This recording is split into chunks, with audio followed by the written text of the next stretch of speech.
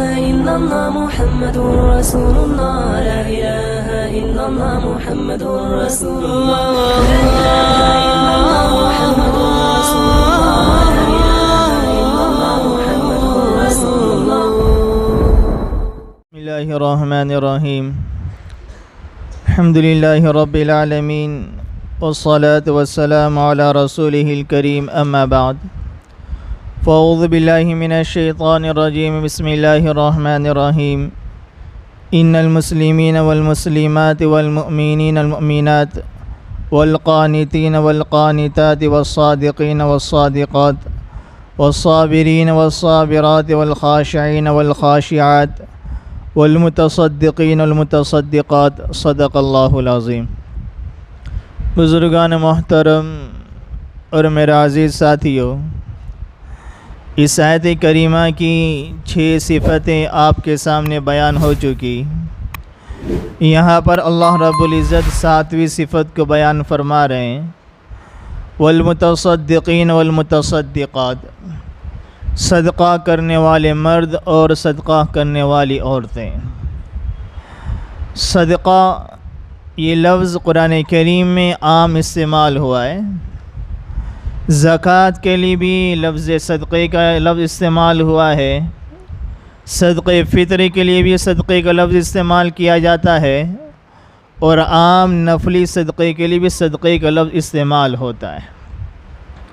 قرآن کریم میں اللہ تعالیٰ نے ایک جگہ ارشاد فرمایا، ان اللہ اشتری من المؤمنین انفسهم واموالهم بان لهم الجنہ، کہ اللہ تعالیٰ نے ان مومنین کی جان اور مال کو جنت کے بدلے میں خرید لیا ہے. تو ہماری جان بھی اللہ کا ہے، ہمارا مال بھی اللہ تعالیٰ کا ہے. اللہ نے جنت کے بدلے میں خرید لیا ہے. قرآن کریم کا جب پہلا صفحہ ہم کھولتے ہیں سورہ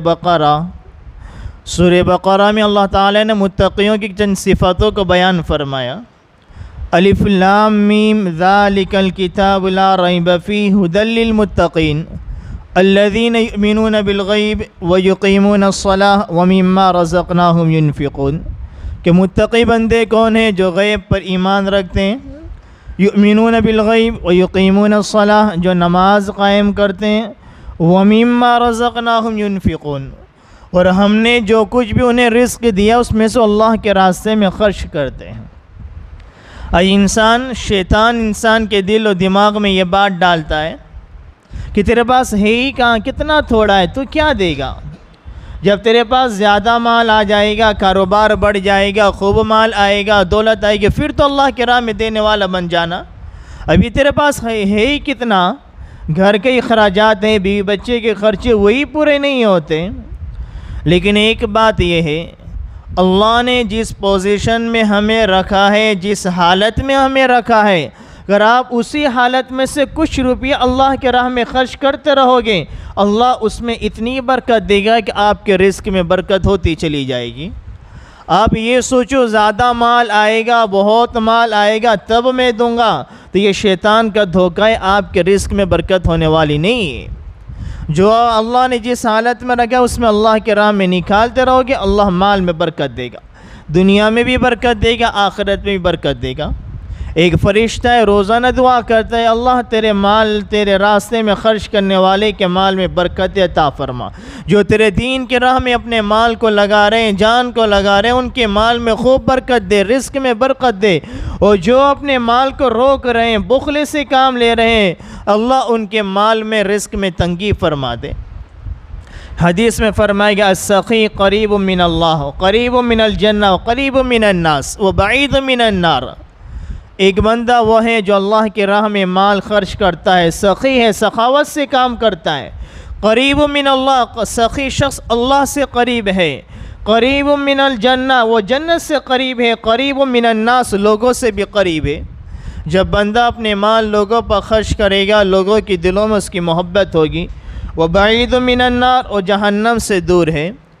والبخیل، بعید من اللہ، بعید من الجنہ، بعید من الناس۔ اللہ نے مال دیا، خوب دولت دی، لیکن بخیل ہے، نہ لوگوں پر خرچ کرتا ہے، نہ اللہ کے راستے میں خرچ کرتا ہے، نہ اپنی ذات پر خرچ کرتا ہے۔ بعید من اللہ، ایسا بخیل عابد ہی کیوں نہ ہو، ایسا عابد بخیل بھی اللہ سے دور ہے۔ بعید من الجنہ، جنت سے دور ہے۔ ہمارے نبی نے فرمایا بخیل جنت کی خوشبو تک نہ سونگھے گا۔ اللہ نے مال دیا، خوب مال ہے، دولت ہے، نمازی ہے، تہجد گزار، عبادت گزار ہے، لیکن بخل کی صفت موجود ہے، بخیل ہے، جنت کی خوشبو تک نہ سونگھے گا۔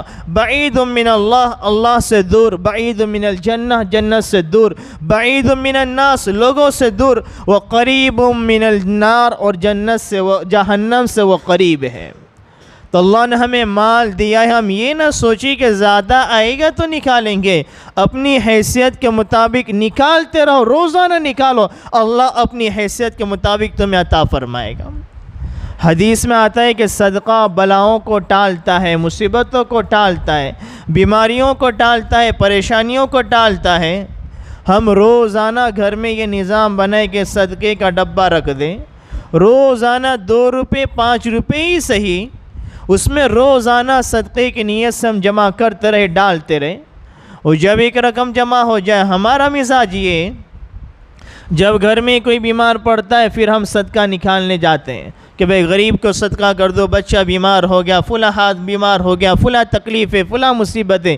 جب مصیبت آ جاتی ہے، پریشانی آ گئی، بیماری آ گئی، پھر ہم صدقہ کرتے ہیں، وہ بھی اچھی بات ہے، وہ بھی فائدے سے خالی نہیں، لیکن عادت یہ بنائے ہم روزانہ گھر میں کہ صدقے کا، جو ہمارے محلے میں مانگنے والے آتے ہیں، روزانہ واٹس ایپ پہ آپ کلپیں دیکھتے ہو کہ فلاں ہمارے شہر میں کتنے واقعات بن رہے ہیں کہ ادنا میں اون میں فلاں کو پکڑا، وہ غیر مسلم تھا، مسلمان بن کر مسلمان محلے میں مانگ رہا تھا، فلاں عورت برقع پہن کر غیر مسلم تھی، مسلمان کے محلے میں مانگ رہی۔ ہم ان مانگنے والوں کو اپنی زکوٰۃ دے رہے ہیں جو حقیقت میں غیر مسلم ہے، ہماری زکوٰۃ بھی ادا نہیں ہو رہی ہے۔ ہم اپنی زکوٰۃوں کی بھی ایسے لوگوں کو دیں جو واقعی میں مستحق ہیں، ہمارے رشتہ دار میں ایسے لوگوں کو تلاش کرے جو زکوٰۃ کے حقدار ہیں، ہمارے ماحول میں ایسے لوگوں کو تلاش کرے جو اپنی زبان سے کسی کے سامنے اظہار نہیں کرتے لیکن وہ زکوٰۃ کے مستحق کے حالات سے دوچار ہے، ایسے لوگوں کو اپنی زکوٰۃ ان تک پہنچائی جائے۔ اسی طریقے سے لوگ یہ بھی پوچھتے ہیں کہ زکوٰۃ کا مال سامنے والے کو زکوٰۃ دے کے کہنا ضروری ہے کہ یہ زکوٰۃ کی رقم ہے، یا صدقہ دیتے ہیں تو کہتے ہیں بھئی یہ صدقے کی رقم ہے، یہ صدقے کی رقم ہے۔ اگر سامنے والا قرض دار ہے، مقروض ہے، حالات سے دوچار ہے، ہمیں اس کے حالات کے بارے میں پتہ ہے، وہ زکوٰۃ کا مستحق ہے، علماء کرام نے لکھا ہے اس کو زکوٰۃ کا نام کہہ کر رقم کو نہیں دینا ہے بلکہ اب ہدیے کے نام سے دے دو۔ آپ کی زکوٰۃ کی رقم ہے، آپ سامنے والوں آپ کا دوست ہے، قریبی دوست ہے، تعلق والا ہے، رشتہ دار ہے، آپ اس کو ہدیے کے نام سے دے دو، یہ ہدیہ ہے تاکہ سامنے والے کی عزت بھی رہ جائے گی، آپ کی زکوٰۃ بھی ادا ہو جائے گی۔ اگر آپ کو صدقے سے مدد کرنا ہے، سامنے والے کو نہ کہو کہ یہ صدقے کی رقم ہے، آپ ہدیے کی نیت سے دے دو، آپ کا صدقے کا ثواب آپ کو مل جائے گا، سامنے والے کی عزت بھی رہ جائے گی۔ شریعت تو ہمیں یہ تعلیم دیتی ہے۔ تو ہم جو مانگنے والے آتے ہیں ان لوگوں کو نہ دیں، اپنے گھروں میں غلہ بنائے، روزانہ 5-10 روپے اس میں جمع کرتے رہے، بلکہ اپنے گھر کے چھوٹے بچوں کو دیں تاکہ ان میں بھی اللہ کے راستے میں خرچ کرنے کا جذبہ پیدا ہو۔ ہم ان کے ہاتھ میں دیں کہ بھئی بیٹا یہ صدقے کے غلے میں ڈال دے، تاکہ جب یہ بڑے ہو جائے اللہ انہیں مال دے، دولت دے، رزق میں وسعت دے تو یہ اللہ کے راہ میں خرچ کرنے والے کا ان کا مزاج بنا ہوا ہو۔ اپنے گھر کے بچوں کو روزانہ اس بات کا مکلف بنایا جائے، پابند بنایا جائے کہ بیٹا روزانہ غلے میں 2 روپے 5 روپے صدقے کے ڈال دیا کریں، اور جب مہینہ 2 مہینہ 4 مہینے میں کچھ رقم جمع ہو جائیں تو ہم کسی ضرورت مند کو اس رقم کو ادا کر دیں تاکہ اس سامنے والے کا کام بھی ہو جائے، ہمارا صدقہ بھی صحیح جگہ ادا کرنے والا ہو جائے۔ خیر قرآن کریم اللہ تعالیٰ جگہ جگہ اللہ نے مال کو خرچ کرنے کی تاکید فرمائی۔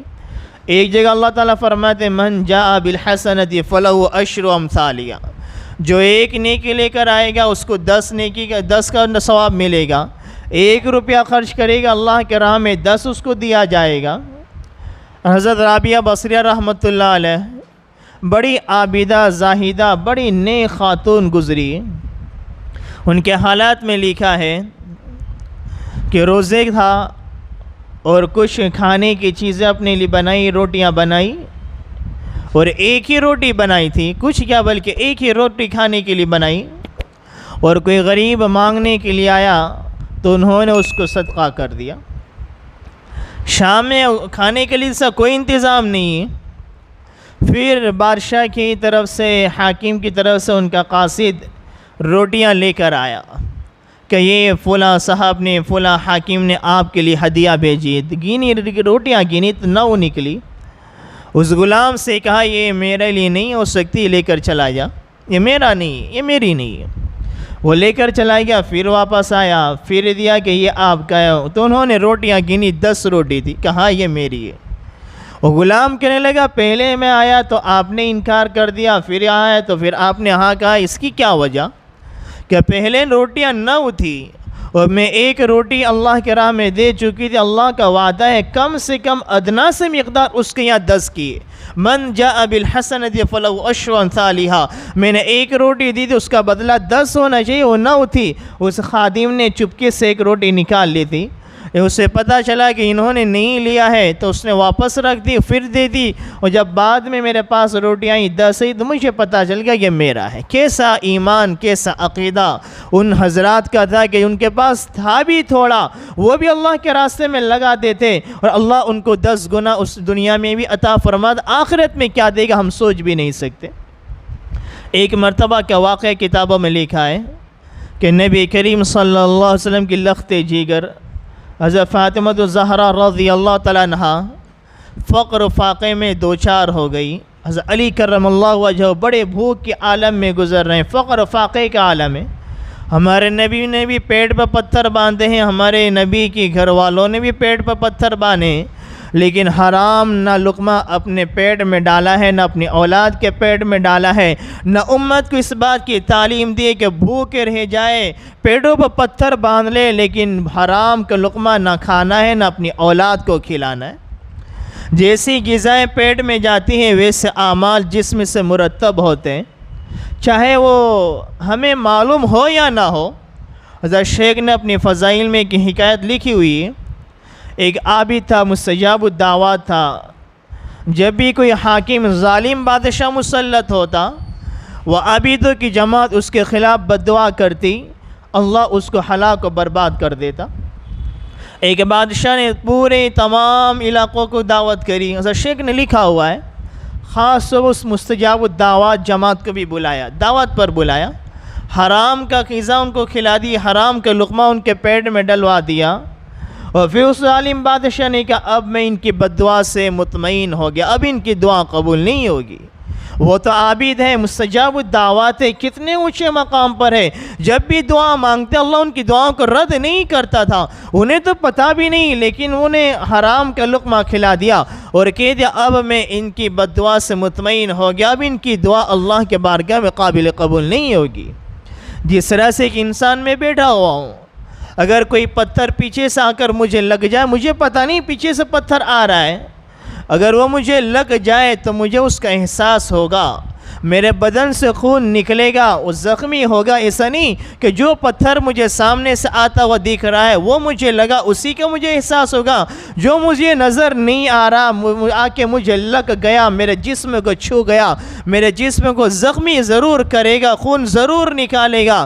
حرام لقمے کا بھی یہ مسئلہ ہے, ہمیں علم ہو یا نہ ہو, اگر پیٹ میں چلا جائے اس کے حرام کے اثرات مرتب ہو کر رہتے ہیں. خیر میں واقعہ بتا رہا, ہمارے نبی کی زندگی, صحابہ کرام کی زندگی, ہمارے نبی کی اولاد کی زندگی, بھوکے رہے, پیاسے رہے, پیٹوں پر پتھر باندھے, لیکن بھوک کو برداشت کیا, لیکن حرام غذا سے اپنے آپ کو دور رکھا. بہت فقر و فاقے کا عالم ہو گیا. حضرت فاطمہ الزہرا رضی اللہ تعالیٰ عنہا نے حضرت علی کرم اللہ وجہہ کو کہا کہ میری یہ چادر بیچ دو اور کچھ رقم آ جائے گی تاکہ کچھ کھانے پینے کا انتظام ہو جائے, اب تو بھوک برداشت نہیں ہو رہی ہے.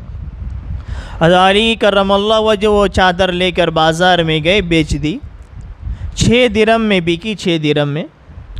واپس آ رہے ہیں، ایک سائل نے سوال کرا کہ بڑا محتاج ہوں، اس سے پہلے بھی میں نے ایک واقعہ سنایا تھا، وَيُطْعِمُونَ الطَّعَامَ حضرت علی کا ہی، کہ ان کے دونوں بیٹے حسن حسین بیمار ہو گئے تھے، تو حضرت فاطمہ حضرت علی نے نظر مانی اگر میری اولاد اچھی ہو گئی میں 3 دن کے روزے رکھوں گا۔ تو عین افطاری کے وقت سائل نے سوال کیا، یتیم آیا، مسکین آیا، قیدی آیا، تو اس حالت میں بھی اللہ کے راستے میں دے دیا۔ کیسے اللہ کے راستے میں خرچ کرنے والے تھے۔ اللہ ان جیسے جذبے ہمارے دلوں میں ہمیں عطا فرما دے۔ تو 3 درہم 6 درہم آئے، راستے میں سوال کیا، ایک سائل مل گیا، غریب ہے، محتاج ہو، اللہ کے واسطے مجھے کچھ دے دو۔ حضرت علی نے 6 درہم اس سے دے دیے۔ پھر آگے بڑھے، ایک صاحب ملے بڑی خوبصورت اونٹنی کو لے کر، علی یہ اونٹنی مجھے بیچنا ہے، تم خرید لو اسے۔ علی نے کہا میرے پاس پیسے نہیں ہیں۔ انہوں نے کہا کہ مجھے پیسے کی کوئی جلدی نہیں، آپ ادھار خرید لو، جب بھی آپ کے پاس پیسہ آئے مجھے لوٹا دینا، مجھے کوئی پیسے کی جلدی نہیں، آپ اسے لے لو۔ سودا طے ہوا، 100 درہم میں سودا طے ہوا۔ علی نے اونٹنی کو لے لیا، پھر اونٹنی لے کر آگے بڑھے۔ ایک اور صاحب ملے کہ علی بہت خوبصورت اونٹنی ہے، کہاں لے کر جا رہے ہو؟ کہ بیچنا ہے۔ کتنے کی بیچو گے؟ سودا طے ہوا، 160 درہم کی اونٹنی کو بیچ دیا۔ 160 درہم آئے، 100 درہم کو لیا، پھر وہ پہلے صاحب کے پاس تلاش کیا، ان کے پاس گئے، 100 درہم پہلے، تھوڑی آگے بڑھے تھے، پیچھے واپس لوٹے، جلدی سے 100 درہم اسے اونٹنی والے کو ادا کر دیا۔ اور کتنے بچ گئے؟ 60 درہم بچ گئے۔ گھر لے کر آئے، حضرت فاطمہ کو بتایا 60 درہم۔ وہ کہہ کہ اتنی میری چادر اتنی زیادہ قیمت میں چلی گئی۔ پورا واقعہ سنا ہے کہ اس طرح کا واقعہ ہوا۔ پھر یہ پورا واقعہ نبی کریم صلی اللہ علیہ وسلم کے سامنے سنایا۔ ہمارے نبی نے فرمایا کہ حضرت علی نے بہت اچھا سودا کرا۔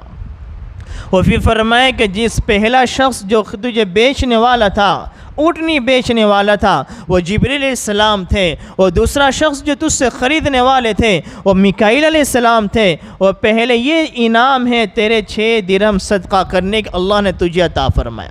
6 درہم کے بدلے 6 گنا 6 کو 10 میں ضرب دو تو 60 ہوتے ہیں۔ من جاء بالحسنۃ فلہ عشر امثالها، جو ایک اللہ کے راستے میں خرچ کرتا اللہ 10 گنا دیتا ہے، تو ادنا درجہ ہے۔ آگے اللہ نے اس کا مزاج، اللہ نے اس کا دام اور بڑھایا۔ ایک جو اللہ تعالیٰ فرماتے ہیں مثل الذین ينفقون اموالهم فی سبیل اللہ کمثل حبہ، کہ جو ایک اللہ کے راستے میں خرچ ادا کرتا ہے، 1 روپیہ خرچ کرے گا، 1 نیکی کرے گا، اللہ 700 گنا اس کو عطا کرے گا، 700 سے بھی زیادہ، 700 سے بھی زیادہ۔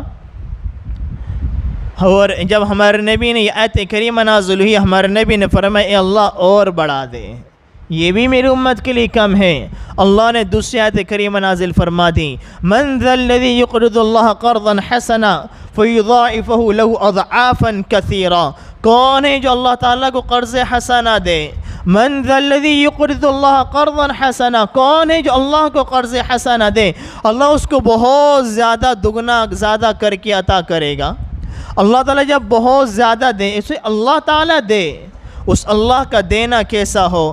پھر اللہ تعالیٰ فرما رہے فَيُضَاعِفُهُ لَهُ أَضْعَافًا كَثِيرًا، ہم بہت زیادہ دگنا کر کے اس کو عطا فرمائیں گے، تو اس کی کثیر کی، اس کی زیادہ کی مقدار کیا ہوگی ہم سوچ نہیں سکتے۔ جب یہ آیت کریمہ نازل ہوئی تو حضرت علی کرم اللہ وجہہ ایک جگہ سے گزر رہے تھے، یہودی آپس میں، یہودیوں کی جماعت تھی، آپس میں بات چیت کرنے لگے کہ دیکھو مسلمان بھی فقیر ہے، ان کا رب، ان کا خدا بھی فقیر ہے، وہ اللہ تعالیٰ اپنے بندوں سے قرضہ مانگ رہا ہے۔ من ذا الذی یقرض اللہ قرضا حسنا، وہ اللہ اپنے بندوں سے قرض مانگ رہا ہے کہ مسلمان بھی فقیر ہے، ان کا خدا بھی فقیر ہے۔ حضرت علی کی ایمان جوش میں آیا، اس یہودی کو تماچا دے دیا۔ وہ یہودی بھاگتا ہوا ہمارے نبی کے پاس گیا کہ حضرت علی نے مجھے واقعہ بتانے میں تھوڑی گڑبڑی ہو گئی، غلطی ہو گئی، حضرت علی کا واقعہ نہیں، حضرت ابوبکر صدیق کا واقعہ ہے۔ وہ یہودی بھاگتا ہوا ہمارے نبی کے مجلس میں حاضر ہوا، صلح ابوبکر نے مجھے تماچا مارا۔ ہمارے نبی نے فرمایا کہ یہ اس طرح کے معاملے تو عمر کے ہوا کرتے ہیں، کیونکہ وہ جلالی ہیں، جہاں بھی ذرا بھی تھوڑا مسئلہ ہوا تو فوراً سامنے والے کے لیے کھڑے ہو جاتے ہیں۔ تو ہمارے نبی نے فرمایا کہ عمر ہوگا، عمر نے مارا ہوگا، کہ نہیں یا رسول اللہ عمر نہیں، ابو بکر نے مجھے مارا۔ ہمارے نبی نے ابو بکر کو بلایا کہ آپ نے تماشا مارا؟ کہا جی ہاں میں نے مارا، میرا دل چاہتا ہے ایک اور اس سے مارو۔ کہ کیا وجہ ہے؟ کہ اس نے اللہ تعالیٰ کو فقیر کہا، مسلمانوں کو فقیر کہا، ہمارے رب کو فقیر کہا۔ وہ یہودی کہنے لگا کہ رسول اللہ میں تو اللہ کو ماننے والا ہوں، میں تو موسیٰ علیہ السلام پر ایمان رکھتا ہوں، ہم بھی خدا کو مانتے ہیں، میں ایسا کہ جملہ کیسے کہہ سکتا ہوں؟ ہمارے نبی نے فرمایا ابو بکر صدیق کو کہ ابو بکر یہ تو انکار کر رہا ہے، تم کوئی گواہ پیش کر دو۔ المدعی علی بینہ، کہ مدعی جو دعویٰ کرنے والا اس کے ذمہ ضروری کو گواہ کو پیش کرے۔ ہمارے ابو بکر نے فرمایا رسول اللہ وہاں تو تمام یہودیوں کی جماعت تھی، سارے اسی کے ساتھی تھے، وہ میرے حق میں کیسے گواہی دیں گے؟ میرا تو اپنا کوئی گواہ نہیں ہے۔ ابو بکر کا مقام اپنی طرف، لیکن اسلام اور ایمان کے قائد قانون ایک طرف۔ ہمارے نبی کا اصول دیکھیے، آج ہم بھی دیکھیں اگر ہمارا اپنا کوئی ہمارے پاس آ جائے، اگر اللہ نے ہمیں طاقت دی ہے، ہمارے معاشرے کا ہمیں بڑا بنایا ہے، ہمارے خاندان کا اگر ہمیں بڑا بنایا ہے، لوگ ہمارے پاس فیصلہ لے کر آتے ہیں، لوگ کسی معاملے میں ہماری طرف متوجہ ہوتے ہیں، تو ہمارا مزاج کیا ہوتا ہے؟ یہ تو میرا خاص ہے، یہ تو میرا قریبی ہے، وہ غلط بھی ہوگا اس کا فیور لیتے ہیں۔ لیکن ہمارے نبی کی زندگی کو دیکھا جائے، اسلام کا مزاج دیکھا جائے، قرآن کریم میں دوسرے مقام پر ارشاد فرمایا ہے جب دو فریق آپ کے پاس کسی معاملے کو لے کر آئے تو اس انسان کا یہ فریضہ ہے وہ حق کے اعتبار سے فیصلہ کرے، نہ حق فیصلہ نہ کرے، ورنہ اللہ کے یہاں پہ جواب دینا پڑے گا۔ اس اللہ نے تمہیں طاقت دی تھی، قوت دی تھی، عزت دی تھی، تمہیں معاشرے میں بڑا بنایا تھا، تمہیں خاندان میں بڑا بنایا تھا، تمہیں محلے میں بڑا بنایا تھا، لیکن تم نے غلط فیصلہ کرا، غلط کا تم نے سپورٹ کرا، اللہ کے یہاں اس کا تمہیں جواب دینا پڑے گا۔ ہمارے نبی نے فرمایا ابو بکر گواہ پیش کرو۔ ابو بکر صدیق کی صداقت ایک طرف، ان سے تعلق ایک طرف، ابو بکر صدیق کا وہ مقام ہے کہ ہمارے نبی نے ایک مقام پر فرمایا میں نے تمام لوگوں کا حق ادا کر دیا لیکن ابو بکر کا حق میں ادا نہیں کر سکتا۔ ہماری جان مال کو، اپنی جان مال کو، پورے خاندان کو ہمارے نبی پر قربان کر دیا تھا۔ ابو بکر نے فرمایا رسول اللہ میرے پاس گواہ نہیں۔ ہمارے نبی نے فیصلہ فرمایا جب گواہ نہیں ہے تو دوسرا مسئلہ یہ ہے، اس یہودی سے کیا تم قسم کھا کر کہہ دو کہ جب سامنے والا گواہ پیش نہ کر سکے تو دوسرے فریق کے لیے یہ ہے وہ قسم کھا کے اپنی بات کو ثابت کر دے۔ وہ تو یہودی تھا ہی جھوٹا، اس نے قسم کھا کر کہہ دی کہ میں نے یہ بات نہیں کہی۔ ہمارے نبی نے فرمایا کہ ابو بکر اس نے قسم بھی کھا لی، اب فیصلہ یہ کہ ابھی اس کو بھی تماشا مارنا پڑے گا، یہ بھی آپ کو تماشا مارے گا۔ اللہ تعالیٰ نے فوراً قرآن کریم آیت کریمہ نازل فرما دی۔ حضرت جبرائیل کو فوراً بھیج دیا، لقد سمع اللہ قول الذین قالوا ان اللہ فقیر ونحن اغنیاء۔ اللہ نے ان دونوں کی باتوں کو سنا ہے جو یہ کہہ رہا تھا ان اللہ فقیر، اللہ تو فقیر ہے، اللہ غریب ہے، ونحن اغنیاء، ہم غنی ہیں، ہم مالدار ہیں۔ اللہ نے جبرائیل علیہ السلام کو فوراً آیت کریمہ لا کر بھیج دیا۔ ایک وقت وہ تھا کہ ہمارے نبی نے جب ایمان کا کلمہ بلند کیا، اللہ کی توحید کا نام بلند کیا، آپ کی تصدیق کرنے والا کوئی نہیں تھا۔ سب سے پہلے ابو بکر نے صدیق نے آپ علیہ السلام کے کلمے کی تصدیق فرمائی۔ آج وہ موقع ہے، ابو بکر اپنی بات کو پیش کر رہے ہیں لیکن آپ کی بات کو تصدیق کرنے والا دنیا میں کوئی نہیں ہے۔ اللہ نے قرآن کریم کی آیت کریمہ نازل فرما دی، حضرت جبرائیل علیہ السلام کو بھیج کے تصدیق فرما دی۔ تو من ذا الذی یقرض اللہ قرضا حسنا، کون ہے جو اللہ تعالیٰ کو قرض حسنا دیں؟ قرض حسنا کا کیا مطلب ہے؟ جو اللہ کا مال اللہ ہی کا دیا ہوا ہے، اگر ہم اللہ تعالیٰ کے راستے میں دیں گے اللہ اس کو بہت زیادہ واپس ہمیں لوٹائے گا۔ علماء کرام اس کی مثال اس طرح سے دیتے ہیں، جیسے ایک باپ ہوتا ہے، وہ اپنے بچے کو بسکٹیں دیتا ہے، کچھ کیڈبری دی اور پھر اس کے پاس مانگتا ہے، وہ بچہ انکار کرتا ہے، وہ باپ ضد کرتا ہے، بچہ انکار کرتا ہے، جب وہ واپس کر دیتا ہے، بچے نے ایک بسکٹ نکال کر دے دی، اپنے پیسے میں سے 2 روپے 4 روپے نکال کے دے دیے، تو باپ محبت کے جوش میں اور 10 کے نوٹ نکال کر اس کو دے دیتا ہے اور زیادہ انعام دیتا ہے۔ یہ باپ اس لیے نہیں مانگ رہا، وہ چھوٹا سا بچہ ہے، اس کا دل بھی چھوٹا ہے، پھر بھی باپ ضد کر کے مانگ رہا ہے، اس لیے نہیں مانگ رہا کہ میں لے لوں، بلکہ اس لیے مانگتا ہے اس کی محبت دیکھو، اس کا جذبہ دیکھو، اس کا میرے ساتھ لگاؤ دیکھو، میرا تعلق دیکھو۔ جب وہ اپنے جذبے کو، محبت کو پیش کرتا ہے، باپ اس سے زیادہ اپنی اولاد پر خرچ کرنے والا بنتا ہے۔ اللہ تعالیٰ بھی، اللہ تعالیٰ کو ضرورت نہیں ہے، اللہ تو کھانے کا محتاج نہیں ہے، نہ پینے کا محتاج ہے، نہ وہ مکان کا محتاج ہے۔ وہ اللہ تعالیٰ ہمارے لیے اس لیے مانگ رہا ہے کہ بندے کی دنیا میں بھی اضافہ ہو، آخرت میں بھی اضافہ ہو۔ ایک روایت میں جو بندہ صدقہ کرتا ہے، صدقہ کرتا رہتا ہے، اللہ اس کی عمر میں برکت عطا فرماتا ہے۔ تو ایک آیت کریمہ کہ کم سے کم 10، زیادہ سے زیادہ 700 اور اس سے زیادہ اور بھی بہت زیادہ اللہ تعالیٰ انعام عطا فرماتا ہے۔ شیخ زکریا رحمۃ اللہ علیہ نے ایک حکایت نقل فرمائی کہ ایک مرتبہ ایک سفیر حضرات کسی گاؤں میں چندے کے لیے گئے، مدرسے کے چندے کے لیے گئے۔ دیہاتی لوگ ویسے ہی بل کے بولے بھالے ہوتے ہیں۔ قرآن کریم کی یہ آیت کریمہ پڑھی، من جاء بالحسنۃ فلہ عشر امثالہا، جو 1 روپیہ دے گا اللہ اس کے بدلے 10 گنا دے گا اسے۔ ایک دیہاتی شخص نے، گاؤں والے نے کافی روپیہ جمع کر رکھا تھا، سارا روپیہ جمع لایا اور ان سفیر کو، مولانا کو دے دیا۔ وہ مدرسے کے مولانا لے کر چلے گئے۔ 1 دن ہو گیا، 2 دن ہو گیا، وہ انتظار کر رہے کہ کوئی آئے گا، میں نے جتنا دیا اس سے 10 گنا مجھے ملے گا۔ 1 دن ہو گیا، 2 دن ہو گئے، 3 دن ہو گئے۔ شیخ زکریا رحمۃ اللہ علیہ نے اس حکایت کو نقل فرمایا ہے اپنی ایک کتاب میں۔ اب اس کی طبیعت خراب ہونا شروع ہوئی۔ جب آدمی ٹینشن لیتا ہے تو اس کی پیٹ کے سسٹم گڑبڑ ہو جاتی، اس سے دست شروع ہو جاتے ہیں، اس کا اندازہ لگا لینا۔ اور گاؤں میں، دیہات میں تو گھروں میں بیت الخلاء، ٹوائلٹ کا نظام نہیں ہوتا، انہیں باہر جنگلوں میں، کھیتوں میں جانا ہوتا ہے۔ اب اس نے ٹینشن لے لیا، پیٹ کا نظام خراب ہوا، بار بار جنگل کی طرف جا رہا ہے، آ رہا ہے۔ ایک مرتبہ بیٹھا ہوا تھا، ادھر ادھر ہاتھ گھما رہا تھا کہ اندر سے ایک سونے کا مٹکا نکلا، سونے سے بھرا ہوا تھا۔ اس نے کہا، مولانا نے یہ تو کہا تھا 1 کے بدلے 10 گنا ملے گا، لیکن یہ نہیں کہا تھا دست کے بدلے 10 گنا ملے گا۔ اس کو دست شروع ہو گئے تھے، انہوں مولانا یہ کہنا بھول گئے کہ دست کے بدلے 10 گنا ملے گا۔ تو ہم تھوڑا صبر کریں۔ اب ہم جذبے میں آ کر کے ہم نے یہ سنا کہ اللہ 10 گنا دے گا، 700 گنا دے گا، اللہ اتنا دے گا، ہم بھی اللہ کے راہ میں خرچ کرنے والے بنیں، لیکن تھوڑا دل پر صبر رکھیں۔ یہی نہیں کہ ابھی ہم نے کرا، آج خرچ کرا، دوسرے دن ہمیں مل جائے۔ تھوڑا ہم اطمینان رکھیں، اللہ ہمارے مال میں، رزق میں ایسی برکت دے گا، ایسی برکت دے گا کہ ہمیں موت تک کسی کے سامنے ہاتھ پھیلانا نہیں پڑیں گے، ہمیں کسی سے قرضہ لینا نہیں پڑے گا، ہماری دنیا کی زندگی گاڑی بڑی اچھی طریقے سے گزرتی رہے گی، اور آخرت میں اللہ تعالی ہمیں جنت عطا فرمائے گا۔ ایک واقعہ سنا کر اپنی بات کو ختم کروں۔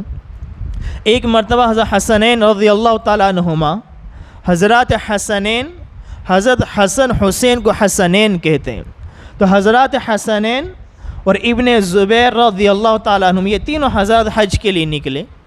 راستے میں توشہ ساتھ میں لیا تھا کہ پہلے زمانے میں اونٹ پر، گھوڑے پر سفر کرتے تھے، کئی مہینوں کا سفر ہوتا تھا، کھانے پینے کی چیزیں اپنے ساتھ لے لی جب تک چلتی رہے، تو توشہ اپنے ساتھ لے لیا۔ راستے میں توشہ ختم ہو گیا، آس پاس میں دیکھا کوئی دیہات، کوئی گاؤں، کوئی مکان نظر آ جائے، ایک دور جھوپڑا نظر آیا۔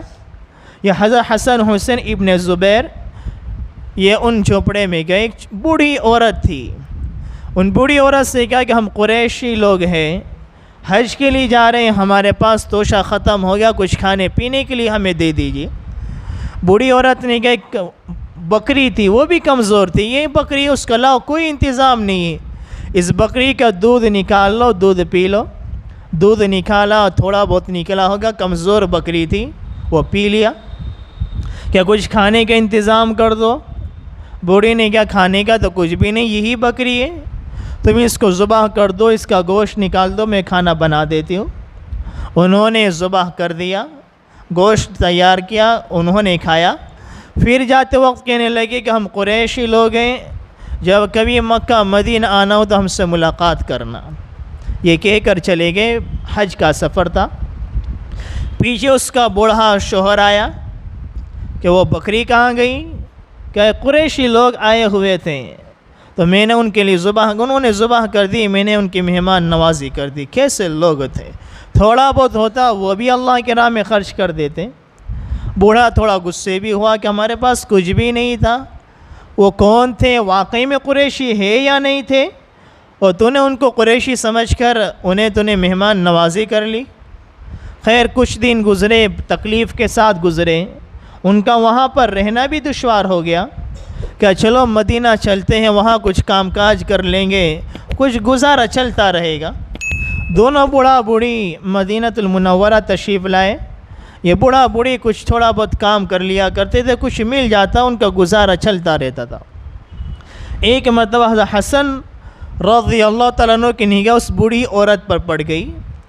اس کے پاس آئے کہ مائی تو نے پہچانا میں وہی تیرا مہمان ہوں، جب ہم حج کے لیے نکلے تھے راستے میں تیرے یہاں رکے تھے، بکری کو ذبح کیا تھا، تو نے ہماری مہمان نوازی کی تھی، ہم بھی اس کا تجھے بدلہ دیتے ہیں. اپنے غلام سے کہا کہ 1000 بکریاں اسے عطا کر دو. دیکھو ایک ہی بکری تھی، وہ بھی اللہ کے لیے اللہ کے بندوں کو کھلا دیا، اس کا انعام کتنا مل رہا ہے. لیکن تھوڑی تکلیف آئے گی.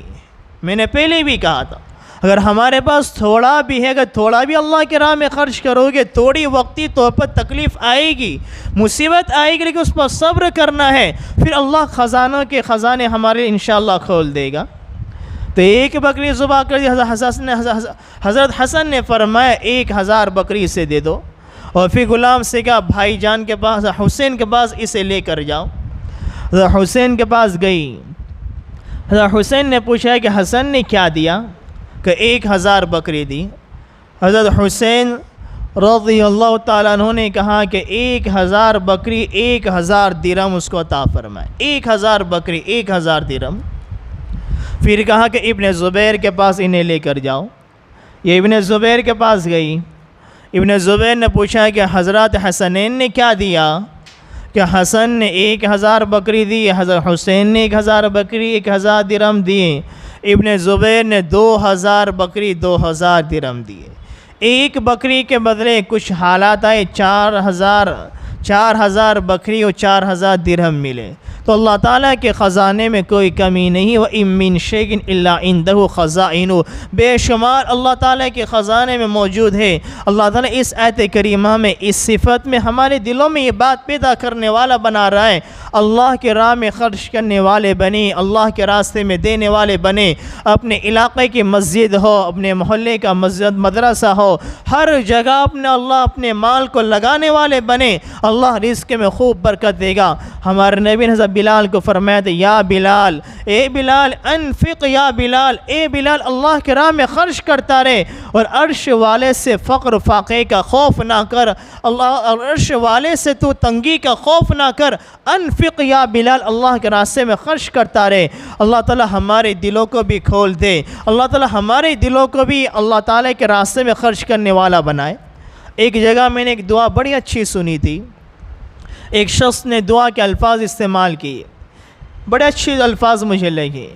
اے اللہ تو مجھے اتنا دے کہ میں راضی ہو جاؤں. بڑی اچھی دعا ہے. میں نے ایک الفاظ کسی کی زبان سے سنے تھے. اے اللہ تو مجھے اتنا دے کہ میں راضی ہو جاؤں، اور تو مجھے اپنے راستے میں خرچ کرنے والا، اتنا خرچ کرنے والا بنا کہ تو مجھ سے راضی ہو جائے. کتنی اچھی بہترین دعا ہے.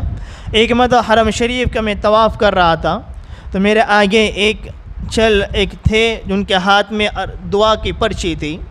اس پرچی میں عربی زبان میں دعا لکھی تھی. میری ہلکی سی نظر اس پر پڑی، لیکن بعد میں افسوس بھی ہوا، نیچے کی دعا بھی میں پڑھ لیتا تو بڑا اچھا ہوتا. اس عربی زبان میں اس کے ہاتھ میں پرچی تھی، وہ پرچی دیکھ کے دعا پڑھ رہے تھے. اس عربی کی دعا کا ترجمہ یہ تھا. وہ دعا بھی مجھے بڑی بہترین لگی، پوری زندگی مجھے یاد رہ گئی. اس پرچی میں یہ دعا لکھی ہوئی تھی. یہ اللہ، وہ ایک عورت تھی، اس کے پرچی میں لکھا تھا اللہ میرے شوہر کو میرے حق میں ایسا بنا دے جیسا میں چاہتی ہوں، اور مجھے میرے شوہر کے حق میں ایسا بنا دے جیسا وہ چاہتا ہے، اور ہم دونوں کو تیرے حق میں ایسا بنا دے جیسا تو چاہتا ہے۔ لیکن میں طواف کر رہا تھا، ہلکی سے میری نظر پڑی، میں آگے نکل گیا۔ بعد مجھے افسوس ہوا، ایک بڑی بہترین دعا تھی، نیچے کے الفاظ بھی دیکھ لیتا تو بڑے کام کے دعا تھے۔ تو یہ دو دعا ہمیشہ اللہ سے مانگتے رہے۔ جو شادی شدہ ہے وہ یہ دعا مانگے، اللہ میری بیوی کو میرے حق میں ایسا بنا دے جیسا میں چاہتا ہوں، اور مجھے اپنی بیوی کے حق میں ایسا بنا دے جیسا وہ چاہتی ہے، اور ہم دونوں کو تیرے حق میں ایسا بنا دے جیسا تو چاہتا ہے۔ اور دوسری دعا، اے اللہ مجھے اتنا مال دے، اتنا رزق دے کہ میں راضی ہو جاؤں، میں خوش ہو جاؤں، اور مجھے تیرے راستے میں اتنا خرچ کرنے والا بنا کہ تو راضی ہو جائے۔ اللہ تعالیٰ جو کچھ کہا گیا اس پر عمل کرنے کی توفیق عطا فرمائے، آمین۔ وما علینا الا البلاغ۔